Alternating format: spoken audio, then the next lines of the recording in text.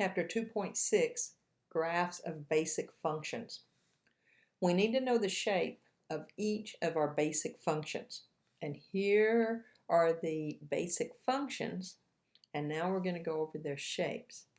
So anytime I see a quadratic function, I need to know that its shape of its graph, the basic shape of its graph, is a parabola, right? Kind of this U-shaped thing.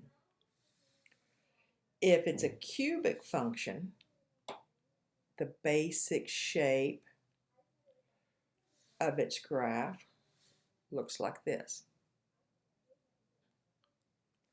Now, it's important on the cubes to make sure you have this little hump area here. Don't go diagonally across. And we'll focus on that more later and see why that the cubic has that hump and what exactly that hump is telling us. Right now we want to just recognize that it is the shape, part of the shape of a cube. An absolute value graph looks like this, a V. That's why it's really important not to make your parabolas pointy, right? They have a rounded vertex, and an absolute value has a pointy vertex. A square root function has a graph with this basic shape. And a cubic function has a graph with this, a cube root function has a graph with this basic shape.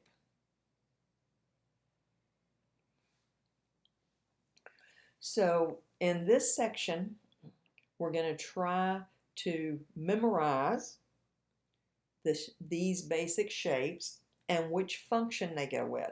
From now on, anytime I see an absolute value function, I need to automatically recognize, oh, its shape is going to be this V shape.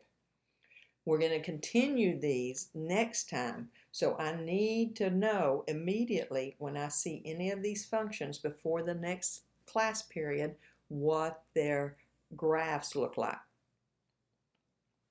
So mostly what we're going to focus on in this section is something called piecewise functions. A piecewise function is simply a function that is in pieces. A good example of a piecewise function is when you buy in bulk. For example, what if a light bulb cost you $1 a piece, but let's say you're going to buy 500 or more, then you might be able to purchase them for 50 cents a piece. Or if you're going to buy 5,000 or more, maybe they're just going to be $0.25 a piece.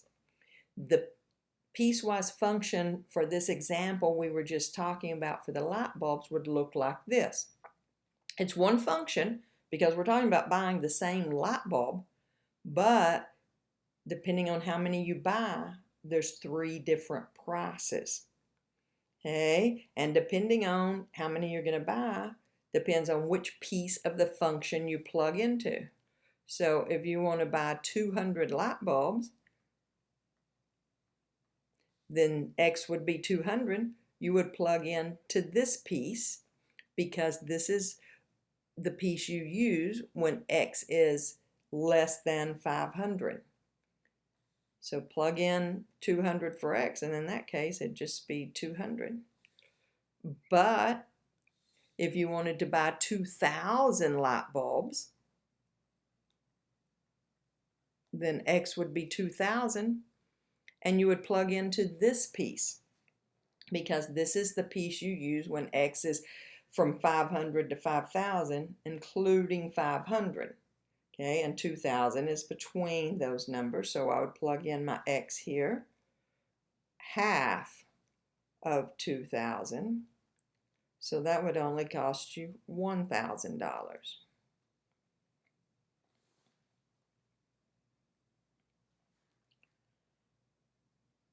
Okay, let's look at that let's look at that again. Come on, thingy. Change.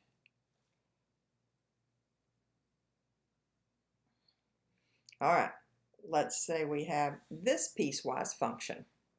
Right? It also has 3 pieces. And what if we want to find f of negative 5, f of 2, and f of 5? So f of negative 5, first of all, means, well, we find where the function is defined when x is negative 5, and that's this top piece. Anything that's less than negative 3, we plug into this piece. So if I were trying to find f of negative 5, I would plug in a negative 5 and for my x in this piece and find out that f of negative 5 is 10. If I wanted to find f of 2, I would use this piece, because when x is 2, this is the piece I need to use. Notice both of these have a 2, but here this goes beyond 2. 2's not actually included. If I had 2.01, I'd plug into this piece. But this goes up to and includes 2. So f of 2 is going to plug into this piece. 3 times 2 minus 1, or 6 minus 1 is 5. And then likewise f of 5, since 5 is greater than 2, it would use this bottom piece. F of 5 is negative 4 times 5, or negative 20. To graph a piecewise function, you just graph each piece of the function where it is defined. So let's graph this piecewise function. The first thing I probably want to do is look at each piece of it and determine the shape that my graph is going to take. And every one of these pieces are linear functions, right? So they're just going to be lines. Oh, that's great, because if I'm graphing a line, a straight line, all I need are 2 points. Here's where I'm going to get my points from. So let's start with this first piece, right? And one of the points I'm going to plug in is actually negative 3. I'm not going to include negative 3 on this line, though, because really negative 3 is down here. But if I just start with negative 2, if I think in numbers, negative 4, if I think in numbers less than negative 3, and you're thinking, okay, then let's go to negative 4, well, that doesn't get negative 3.5 or negative 3.99999. So I want to draw my line all the way up to when x is negative 3, but just don't include that point on the graph, which we represent with an open circle. So I'm going to let x be negative 3 and plug into this piece. So negative 2 times negative 3 is 6. That gives me the point negative 3, 6. But remember, I don't want to put that point on my graph, so I'm going to represent it with an open circle. And then I just need some point less than negative 3. Any point, but I just need one more point so I can draw a line. So let's use the easiest one, negative 4. Negative 2 times negative 4 is 8, which gives me the point negative 4, 8. So right here, once I have 2 points, I can draw my line and then do the same with the other pieces. Okay, now the 2 pieces I'm going to use, the 2 points I'm going to use for this piece is negative 3 and 2, and they're going to have solid points on them. So I'm going to plug a negative 3 into this piece. 3 times negative 3 minus 1 is negative 10. So that's the point, negative 3, negative 10. And I can barely see that down there now that this is popped up because I accidentally pushed my button. But let's see, it's right here, right? Yeah. Okay, and then 2. So 3 times 2 minus 1, 6 minus 1 is 5. So this is the point, 2, 5. And I'm going to see if I can draw a straight line between these.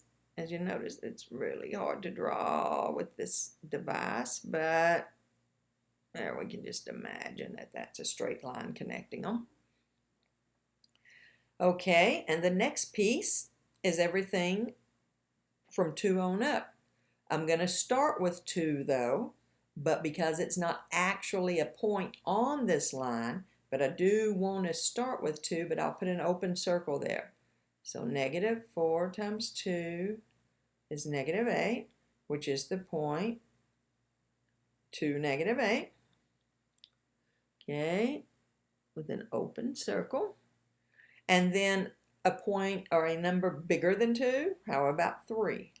So negative 4 times 3 is negative 12, which gives me the point 3, negative 12. Okay, 3, negative 12 is off my graph down here. Let's say it's about right there, and I draw my line. And there's a graph of my piecewise function. If I'm going to do this one, first thing I do is look at my different pieces and see what shape they're going to have. Notice 2 of these pieces is going to be a parabola shape, right? And 1 is going to be a line. With a line, all I have to do is plot 2 points, and I can draw a straight line with any 2 points.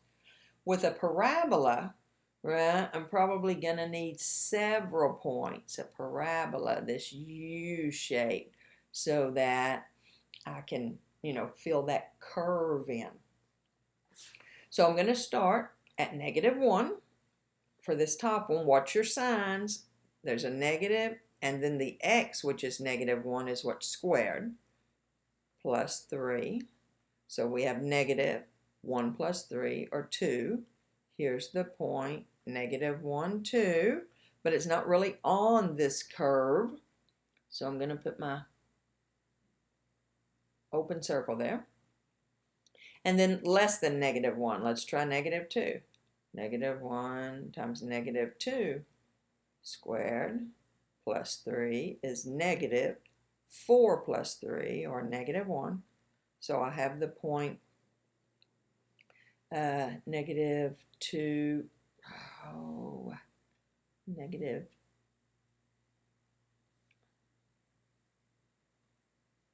come on, thingy, negative 2, negative 1. Let's try negative 3.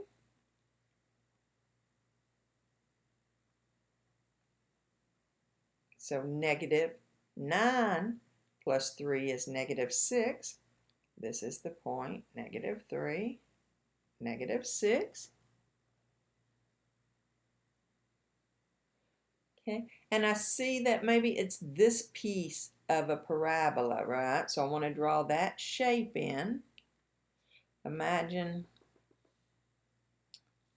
try to draw that shape in, and we'll use our imagination a little bit here. Okay, it looks kind of like a straight line because I was off on my point right here a little bit. All right, the next piece is a straight line. So 2 points, and here are the 2 points. I've got to go from when x is negative 1 to when x is 1. So I'm going to plug it into this piece of the equation, negative 1 plus 3. So 1 plus 3 is 4. This is the point, negative 1, 4. Close circle this time, and 1. So negative 1 plus 3 is 2. So this is the point, 1, 2. Again with a closed circle. And then finally, oh, good grief. Sorry, guys. Let's get us some room to do that last piece.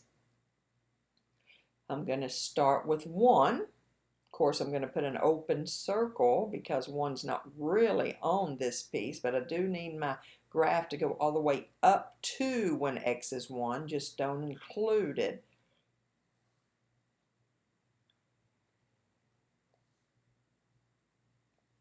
So I'm going to start with 1, but in this piece.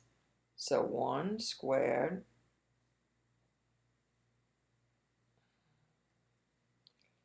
minus 3 is negative 2. That's the point. 1, negative 2. Open circle. Okay. Numbers bigger than 1. Let's try 2. 2 squared minus 3. 4 minus 3 is 1. This is the point. 2, 1.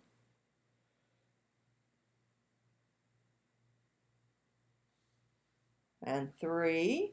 3 squared minus 3 is 9 minus 3 is 6. This is the point. 3, 6. So this is kind of this piece of the parabola. So if I draw it in, imagine I went through those points, right? Do it a little better on a piece of paper.